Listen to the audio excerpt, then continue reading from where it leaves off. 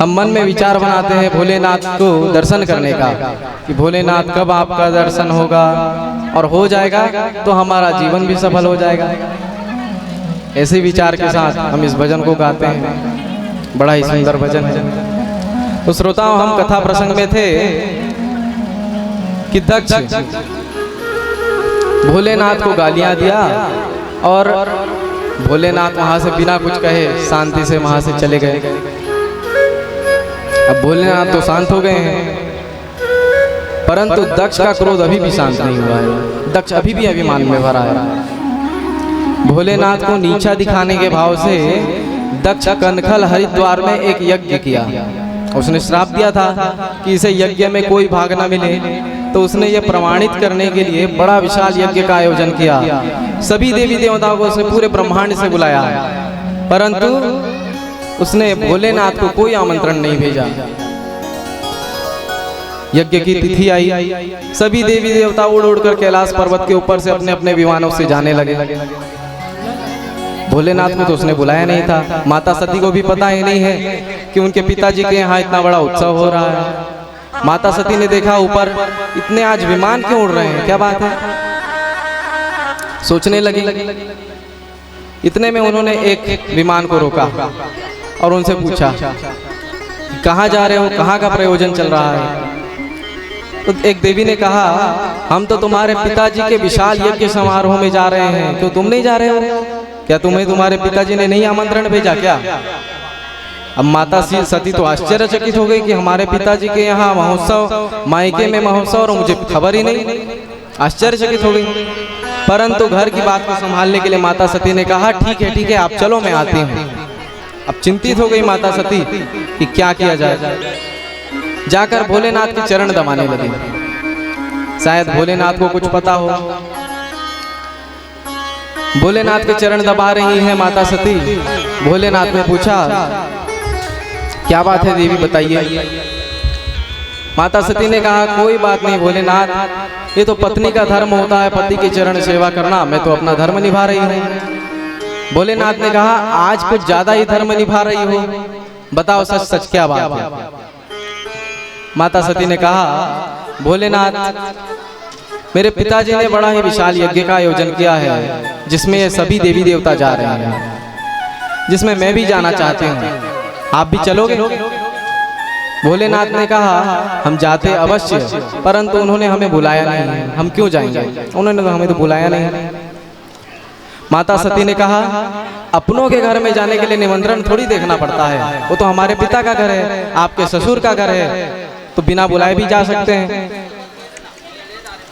शिव जी ने कहा, देवी जी, बात यदि केवल इतना ही होती तो हम बिन बुलाए भी चले जाते, परंतु उन्होंने जानबूझ करके हमें नहीं बुलाया, हमें सब मालूम। माता सती ने कहा, क्या मालूम है? भोलेनाथ ने कहा, एक बार हम आपके पिता के स्वागत समारोह में गए थे और हम उठकर उनको प्रणाम नहीं कर पाए। इस बात से वो इतने क्रोधित हो गए और हमें उन्होंने 50 गालियां दी, और इस कारण से उनका स्वागत समारोह श्राप समारोह बन गया। और आज कहीं यज्ञ समारोह में जाएंगे तो यज्ञ समारोह युद्ध समारोह न बन जाए, इसलिए हमारा जाना उचित नहीं है। अब श्रोताओं, देखिए एक बार विचार करके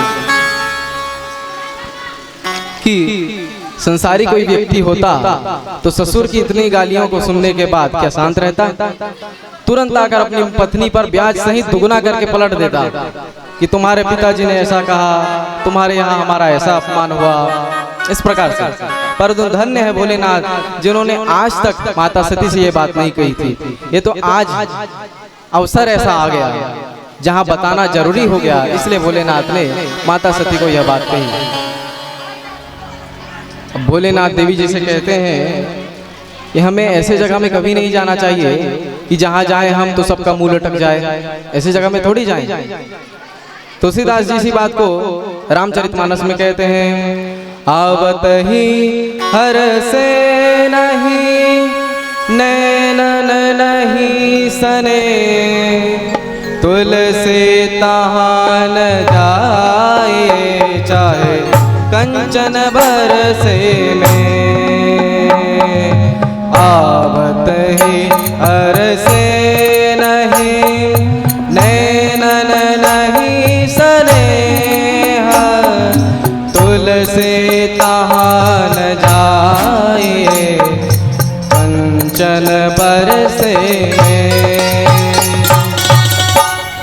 गोस्वामी जी कहते हैं जहाँ जाते ही लोग हर्षित ना हो जाएं, प्रफुल्लित ना हो जाएं, ऐसे जगह में कभी नहीं जाना चाहिए, चाहे वहाँ सोना ही क्यों ना बरस रहा हो। भोलेनाथ भी यही बात कहते हैं कि देवी जी हम वहाँ जाएंगे तो लोग हमसे प्रसन्न नहीं होंगे, इसलिए हमारा जाना उचित नहीं है। माता सती सोचने लगी भोलेनाथ तो नहीं जाएंगे, मैं ही चली जाती हूँ, क्योंकि बार बार ऐसा अवसर नहीं मिलता। मेरे पिताजी ने बड़े भाव से बड़ा यज्ञ का आयोजन किया है, बार बार ऐसा अवसर नहीं मिलेगा, इसलिए चला जाए। माता सती ऐसा सोचकर निकल गई।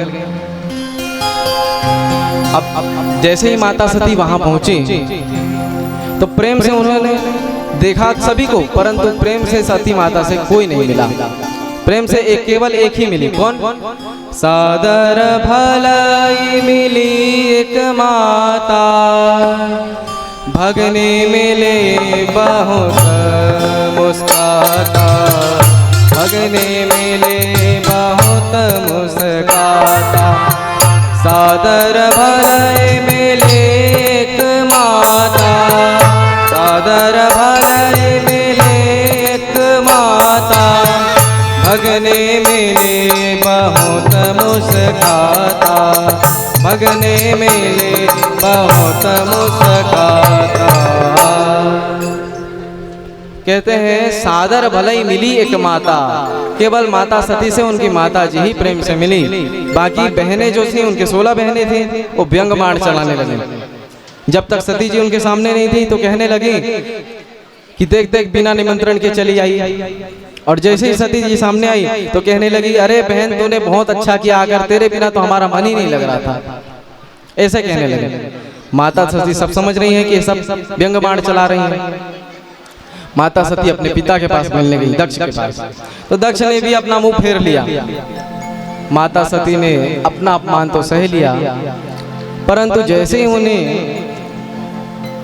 दक्ष के यज्ञ कुंड की ओर देखा, यज्ञशाला की ओर देखा, तो वहां सभी देवी देवताओं का भाग था, परंतु भोलेनाथ का कोई भाग नहीं था।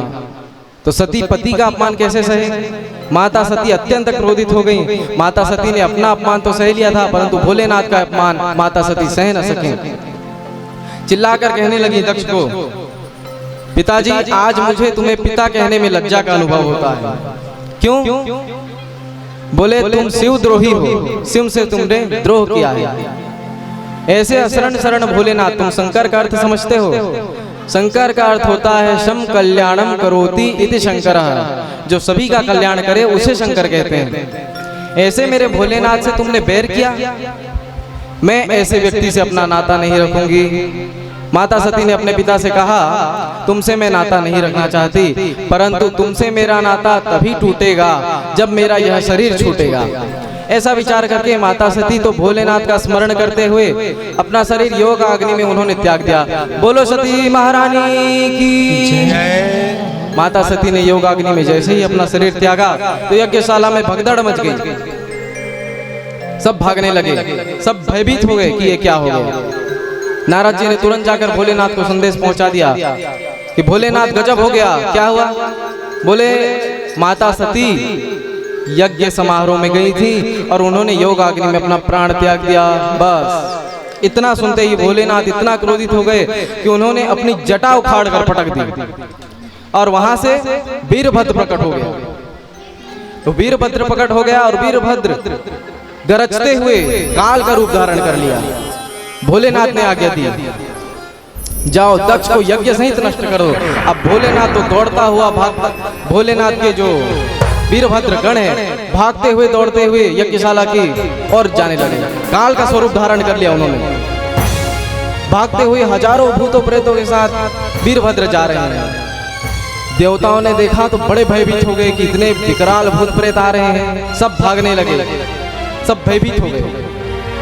वीरभद्र ने सभी को बंदी बना लिया, सभी को बांध दिया, सभी देवी देवताओं को। सभी देवी देवताओं को बंदी बनाकर देवी देवताओं को भूत प्रेत ने इतना मारा, बहुत पीटा।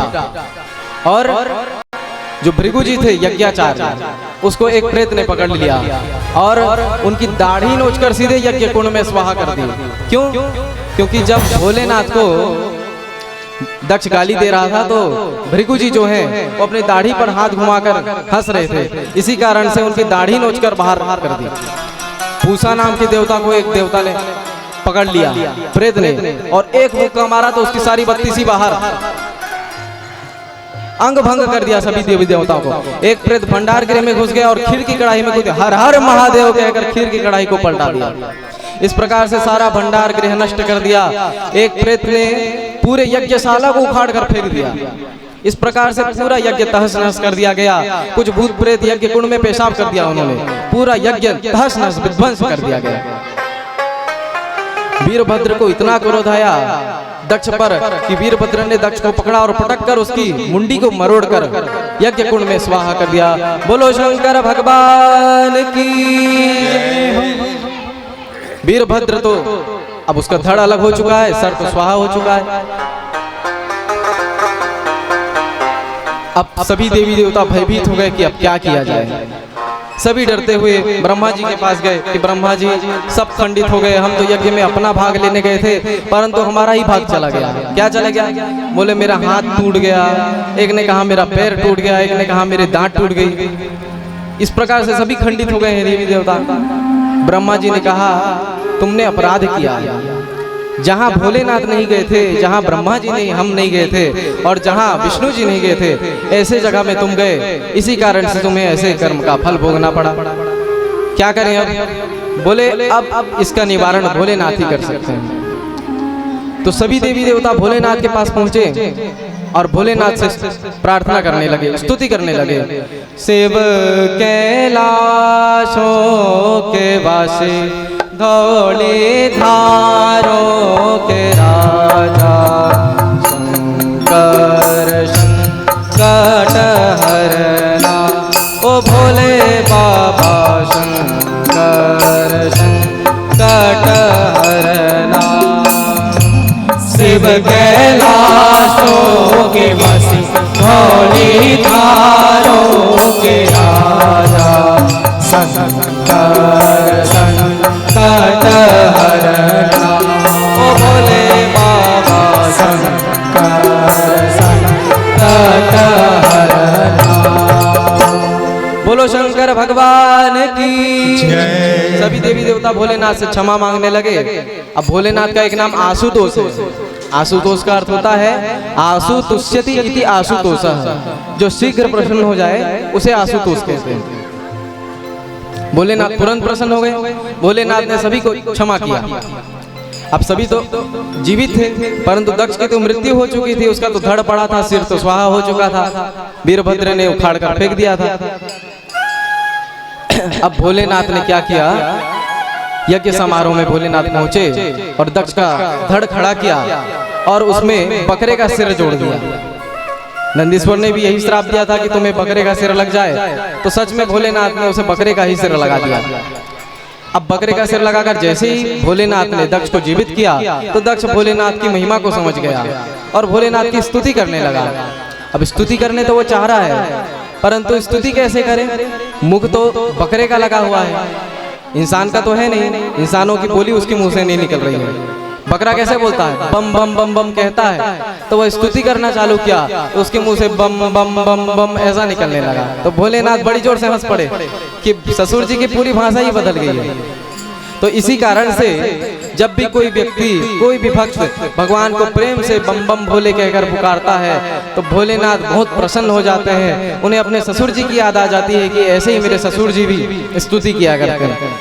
इसलिए एक बार प्रेम से कहिए बम बम बम भोले, भोले बम बम बम बम भोले। इसी कारण से सब कहना प्रारंभ कर दिया। अब भोलेनाथ तो परम दयालु हैं। दक्ष जीवित होकर भगवान की महिमा को समझा, उसने क्षमा प्रार्थना मांगी। वहीं नारायण भगवान प्रकट हो गए और नारायण भगवान ने उपदेश दिया शिव और हरि में। हरि और हर में कोई भेद करता है वह कभी भक्त नहीं हो सकता। शिवद्रोही ममदास कहावा, सो नरमोही सपने नहीं भावा। भगवान नारायण ने कहा शिव से यदि कोई द्रोह करे और मेरी भक्ति करे, ऐसा व्यक्ति मुझे सपने में भी पसंद नहीं।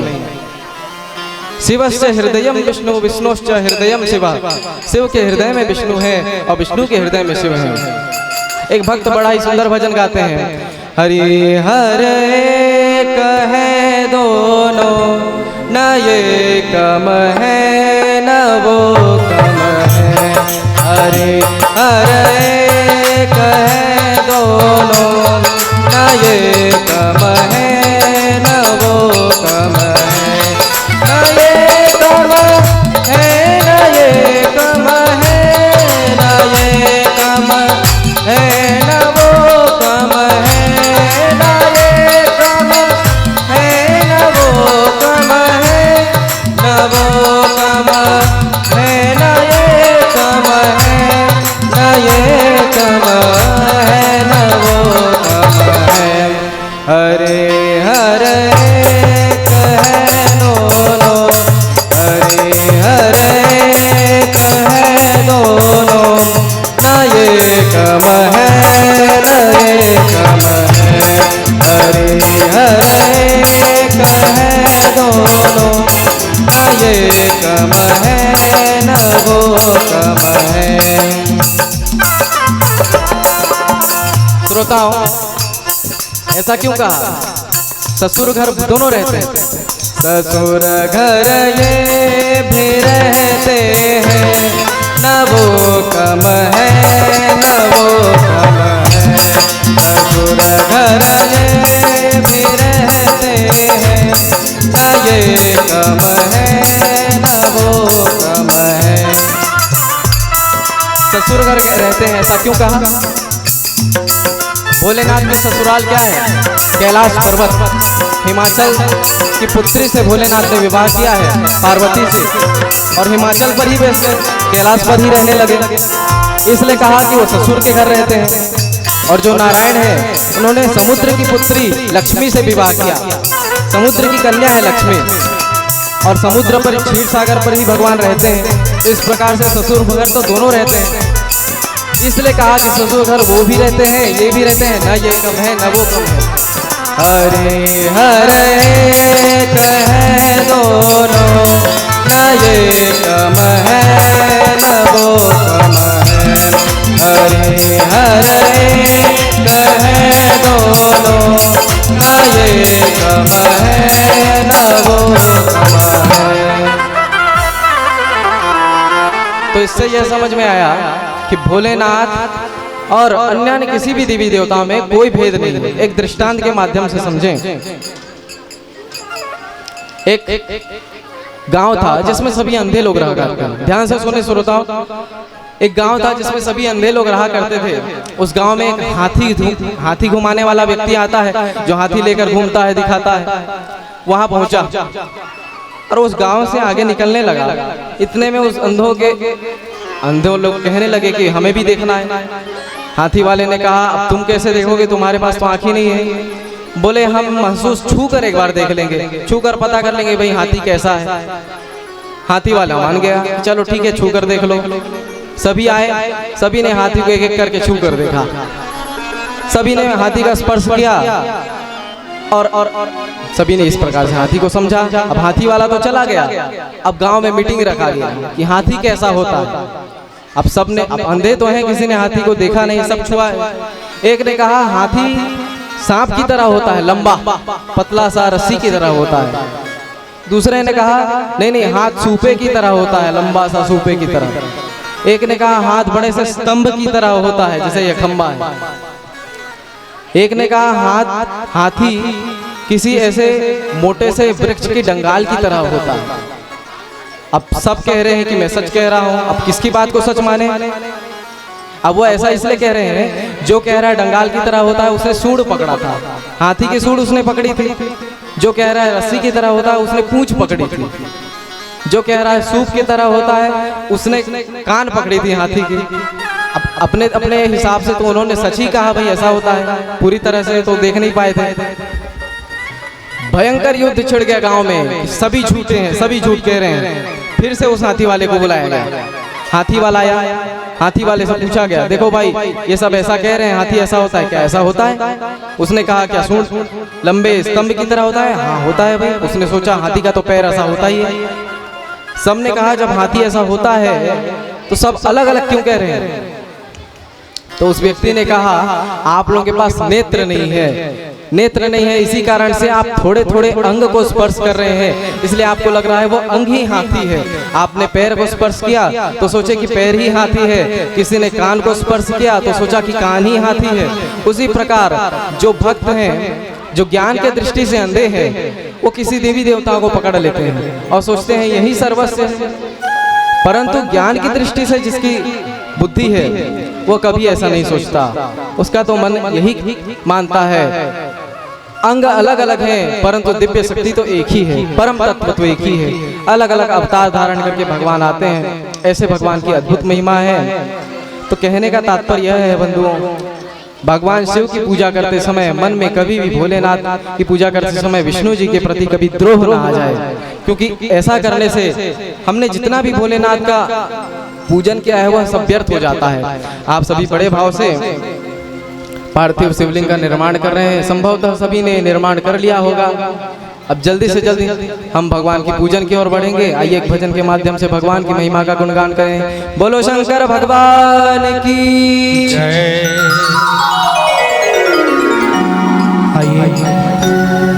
बड़ा ही सुंदर कथा अभी आप सभी ने प्रस्तुत प्रदान किया और जैसा भाव है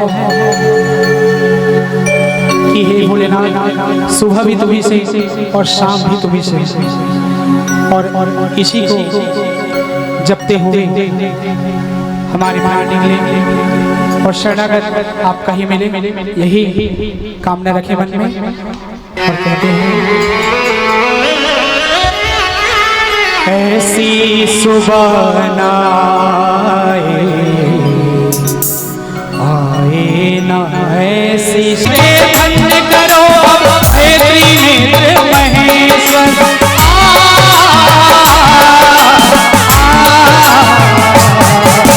सर्वकला संपन्न तुम्ही हो मेरे परमेश्वर। दर्शन देके धन्य करो हे त्रिनेत्र महेश्वर। मुक्त किया प्रभु तूने मुझको सत सत है प्रणाम। ऐसी सुबह आए ना ऐसी शाम, ऐसी सुबह आए ना ऐसी शाम। जिस दिन सुबह पे मेरे, जिस दिन सुबह पे मेरे आए ना शिव का नाम। ऐसी सुबह आए ना ऐसी शाम, ऐसी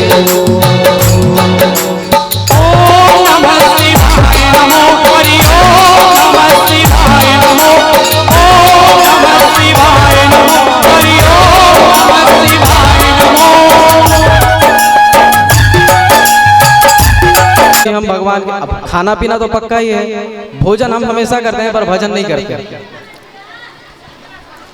भोजन करते हैं इस कारण से ऐसा नियम बना लीजिए कि जब भी भोजन करें तो भगवान का नाम लेने के बाद भोजन करें, तो इसी बहाने भगवान का नाम भी लेते रहेंगे। भोजन तो करना पक्का है, इस कारण से भगवान का नाम भी ले सकेंगे। तो इस प्रकार से सभी से कुछ कुछ सीखना चाहिए लिंग पुराण की महिमा से, श्री शिव महापुराण की महिमा से। आप सभी ने आज बड़ा ही सुंदर कथा का बड़े भाव से श्रवण किया। पहली कथा में आपने सुना देवराज की कथा। जो देवराज जो था वह कुकर्म करके तो बिगड़ गया, परंतु शिव मंदिर में बैठकर शिव महापुराण की कथा सुनने मात्र से उसका कल्याण हो गया, उद्धार हो गया। अतः हमें सदा सर्वदा भगवान की मंगलमयी कथा सुननी चाहिए। भगवान की कथा की अद्भुत महिमा है। तदोपरांत हमने सुना दक्ष की कथा। दक्ष अभिमान की वजह से उसे कितना बड़ा कष्ट भोगना पड़ा, उसे बकरे का मुंह लग गया अभिमान के कारण। श्रोताओं, अभिमान कभी नहीं करना चाहिए। एक दृष्टांत के माध्यम से समझें, सब तो भगवान की कृपा से ही होता है। ऐसा कुछ नहीं है जो भगवान की कृपा के बिना हो जाए। करने वाले वही हैं, हमारा नाम हो जाता है। ध्यान से सुने श्रोताओं, एक राजा था, उसके मंत्री को हर बात में भगवान की कृपा है ऐसा बोलने का आदत पड़ गया था। हर बात में वो ऐसा कहा करता था कि भगवान की कृपा है। जब भी एक दिन राजा और मंत्री शिकार करने वन की ओर निकले। अब वन में पहुंचकर वो शिकार करने लगे, परंतु शिकार करते करते राजा की उंगली कट गई। अब मंत्री का तो आदत पड़ा ही हुआ था, तो बोल पड़ा, महाराज कोई बात नहीं, भगवान की बड़ी कृपा है। राजा भयंकर क्रोधित हो गया कि मेरी उंगली कटी और तू कहता है भगवान की कृपा है, आज मैं तुझ पर कृपा करता हूँ, आज मैं तुझे अपनी नौकरी से निकालता हूँ। ऐसा कहकर मंत्री को राजा ने मंत्री पद से हटा दिया। परंतु मंत्री इतना उसका आदत बना हुआ था, जाते वक्त भी वो यही कह के गया कि कोई बात नहीं महाराज जी, भगवान की बड़ी कृपा है। फिर बोल अब राजा तो अकेला हो चुका था। एक दिन वो फिर शिकार करने निकल पड़ा, अकेले गया। अब वो जैसे ही वन में पहुंचा तो कुछ आदिवासियों ने राजा को घेर कर पकड़ लिया, क्योंकि उन्होंने मन्नत मांगी थी कि हमारी मनोकामना पूर्ण होगी तो हम किसी पूर्ण शरीर की नर बलि देंगे। अब उनकी मनोकामना पूर्ण हो गई, वो ढूंढ रहे थे किसी को बलि देने के लिए। अब और कोई तो मिला नहीं, राजा ही वन में उन्हें मिल गया शिकार करता। उन्हें राजा को पकड़ लिया उन्होंने और ले गए बलि देने के लिए। तलवार उठा ली गई, राजा का सिर झुका दिया गया था, तलवार पड़ने ही वाली थी। इतने में एक आदिवासी ने टोका, रुको रुको भाई, इसे मत मारो।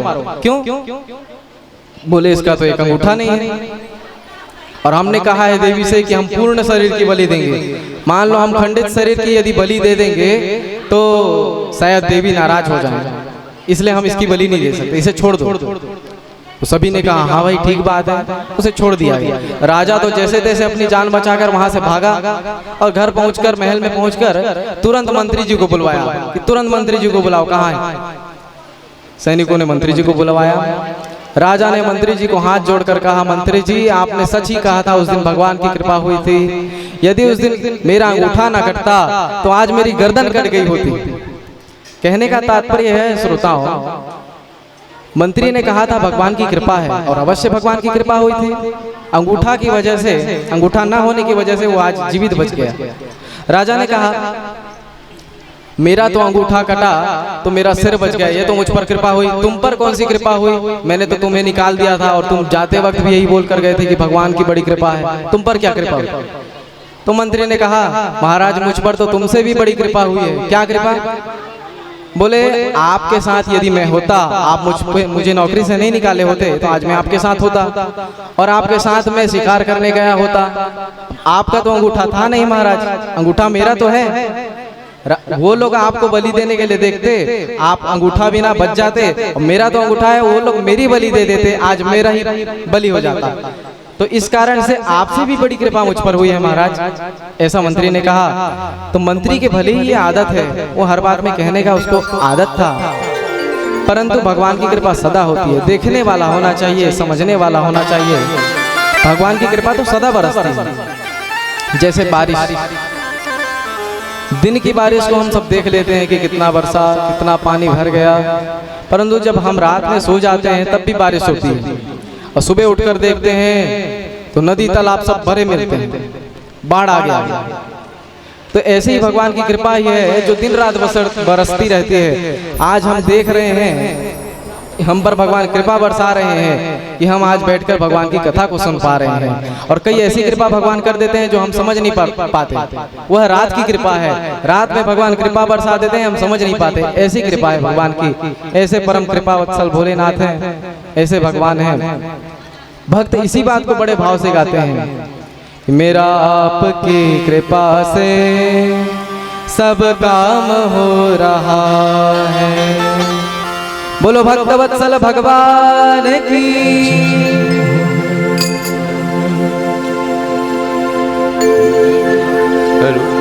आइए, बड़े सुंदर भाव महाराज जी ने आप सबको समझाया है और कहते हैं कि जब जब जब देवों के देव महादेव के हाथों में हमारे जीवन की डोर हो तो उनका करिश्मा इतना जोरदार होता है कि वो चाहे बात कर पाए। इसी कारण से विलंब हो रहा है और शाम के समय में भी कार्यक्रम है, इसी कारण से थोड़ा सुविधा का सामना करना पड़ रहा है। इसलिए अभी सभी से भी निवेदन है, थोड़ा तैयारी करके रखें। जल्द से जल्द हम भगवान की पूजा करेंगे और भगवान की मंगलमय आरती में प्रवेश करेंगे। श्रोताओं, में निवेदन कर रहा था, भोलेनाथ जैसा दयालु कोई नहीं है। भोलेनाथ ने कुबेर पर भी कृपा की। कुबेर पहले पिछले जन्म में चोर था, परंतु भोलेनाथ ने कृपा की तो अखंड धन संपत्तियों का मालिक बन गया। ऐसे भोलेनाथ हैं, सब पर भोलेनाथ कृपा करते हैं। ऐसे भोलेनाथ का आज आप सभी पूजन के लिए बड़े भाव से तैयारी कर रहे हैं और मैं आप लोगों से निवेदन करना चाहता हूं, 10 मिनट और कथा करेंगे, उसके बाद हम पूजन शुरू कर देंगे। बस आप लोगों भी थोड़ा समझना पड़ेगा, असुविधाओं के साथ समझना होगा। श्रोताओं, आज आप सभी ने कथा सुनी और उसको धारण भी करना चाहिए। धारण नहीं करेंगे तो उसका लाभ क्या होगा? क्योंकि धारण नहीं हुआ तो वह हमारे जीवन में भी नहीं उतरेगा। कोई भी कथा कहते हैं तो सबसे पहले कहते हैं सावधान तया श्रेणु, सावधानी से श्रवण करो और कुछ भी सुनो उसको सिरोधार्य करो। कथा तो सुन के हमेशा मन में लगाना चाहिए। एक बार नारद जी लोक कल्याण की भावना से पृथ्वी लोक पर आए और पृथ्वी लोक पर आकर नारद जी विचरण करने लगे कि कहाँ शांति है, कहाँ भक्ति है, कहाँ संत महात्माओं का संग मिलेगा। घूमने लगे, सब तरफ घूम रहे हैं नारद जी। घूमते घूमते थक गए पर उन्हें कहीं भी शांति नहीं मिली। दुखी होकर नारद जी घूम रहे थे। इतने में सनकादियों ने नारद जी को देखा। अब नारद जी को सनकादियों ने देखा तो आश्चर्यचकित हो गए कि नारद जी जो सभी की चिंता को दूर करने वाले हैं, वो आज खुद कैसे चिंतित हैं। संत महात्मा ही यदि चिंतित हो जाएंगे तो सामान्य जन का क्या होगा? संत महात्मा ही तो सामान्य लोगों को चिंता से मुक्त करते हैं। सनकादियों ने नारद जी को रोका और कहा, नारद जी आप चिंतित दिख रहे हैं, क्या बात है? आप इस समय उस व्यक्ति के समान जान पड़ते हैं जिस कृपण व्यक्ति का धन चला गया हो, कहीं खो गया हो। आपका कौन सा धन चला गया? संत महात्माओं का तो धन केवल भगवान नाम होता है। भगवान नाम के सहारे ही संत महात्मा अपना जीवन यापन करते हैं। मीराबाई भी धन अन्यान्य किसी भी धन को, संपत्ति को अपना धन नहीं मानती थी, राम नाम को अपना धन मानती थी। इसी कारण से वो गाती थी, पायो जी मैंने राम रतन धन पायो, पायो जी मैंने राम रतन धन पायो, पायो जी मैंने राम रतन धन पायो, पायो जी मैंने राम रतन धन पायो। श्रोताओं, कहते हैं मीरा जी कहते हैं राम रतन धन है। और धन कैसा है? खर्चे न कूटे चोर न लूटे, खर्चे न टूटे चोर न लूटे, खर्चे न कूटे चोर न लूटे, खर्चे न टूटे चोर न लूटे। ऐसा क्यों कह रहे हैं? जो भगवान नाम धन होता है उसको कोई लूट सकता है क्या? वो तो हमारे मन में है। भक्ति महारानी कहती हैं और हमारे मीरा जी कहते हैं, खर्चे न खोटे, इस धन को कोई लूट नहीं सकता। और ये धन ऐसा है, दिन दिन बढ़त सवायो, पायो जी मैंने दिन दिन बढ़त सवायो, पायो जी मैंने राम रतन धन पायो, पायो जी मैंने राम रतन धन पायो। राम रतन